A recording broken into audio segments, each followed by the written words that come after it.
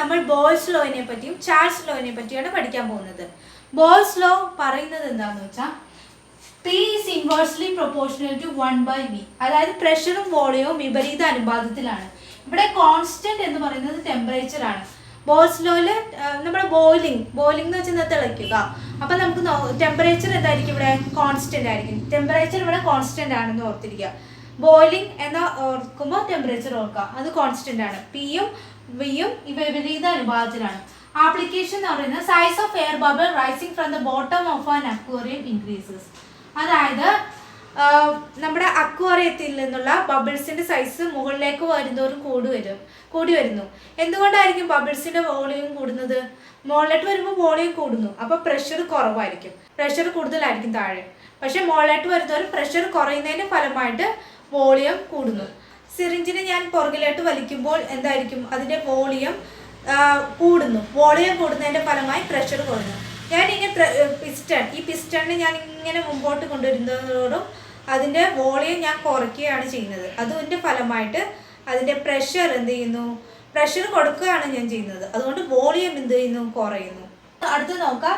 അടുത്ത ലോ എന്ന് പറയുന്നത് ചാൾസ് ലോ ആണ്. ചാൾസ് ലോ എന്താണ് പറയുന്നത്? വോളിയവും ടെമ്പറേച്ചറും വിപരീത അനുപാതത്തിലാണ്.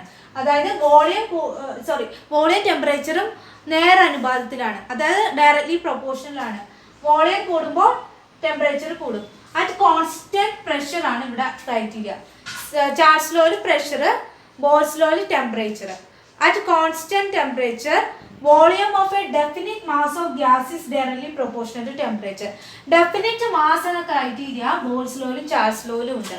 പിന്നെ വോളിയം ടെമ്പറേച്ചറിന് നേരനുപാതത്തിലും പ്രഷറിന് വിപരീത അനുപാതത്തിലാണ്. ഒന്ന് ആലോചിച്ചാൽ മതി. നമ്മൾ ബലൂൺ നമ്മൾ സൺലൈറ്റ് സൂര്യപ്രകാശത്തിൽ വെക്കുകയാണെങ്കിൽ അതിൻ്റെ വോളിയം കൂടി അത് പൊട്ടിപ്പോകുന്നത് നമുക്ക് കാണാൻ പറ്റും. പിന്നെ ഈ കാറിൻ്റെ ടയർ നമ്മൾ ചൂട് കൂടുന്നതിൻ്റെ ഫലമായിട്ട് അത് വികസിക്കുന്നത് കാണാം. പിന്നെ ഈ ട്രെയിനിൻ്റെ പാളങ്ങളൊക്കെ ചൂട് കൂടുമ്പോൾ വികസിക്കാറുണ്ട്. അപ്പോൾ ഇതൊക്കെ ചാൾസ് ലോയ്ക്ക് എക്സാമ്പിൾ ആണ്. Inflated balloon kept in sunlight with burst, അത് ചാൾസ് ലോയ്ക്ക് എക്സാമ്പിൾ ആണ്. ഇത് കൂടാതെ വേറൊരു ലോ കൂടെ ഉണ്ട്, അതാണ് അവഗാഡോസ് ലോ പറയുന്നത്.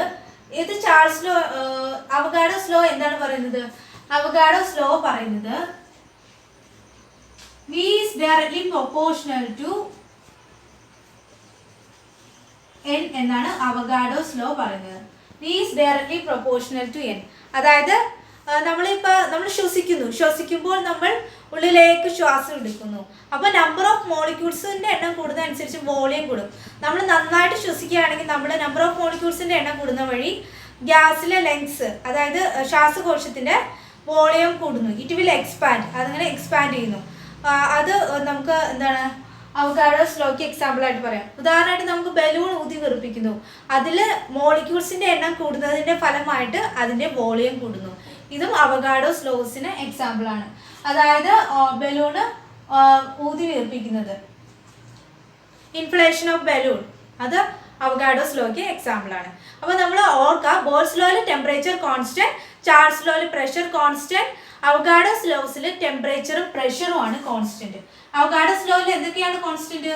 ടെമ്പറേച്ചറും പിന്നെ പ്രഷറും ആണ് അവഗാഡോസ് ലോയിൽ കോൺസ്റ്റന്റ്. നിങ്ങൾക്ക് ഇന്നത്തെ ക്ലാസ് നിങ്ങൾക്ക് മനസ്സിലായിട്ടുണ്ടെന്ന് വിചാരിക്കുന്നു. മനസ്സിലായിട്ടുണ്ടെങ്കിൽ നിങ്ങൾക്ക് നിങ്ങളുടെ കമൻറ്റ് ബോക്സിൽ രേഖപ്പെടുത്താവുന്നതാണ്. So thank you.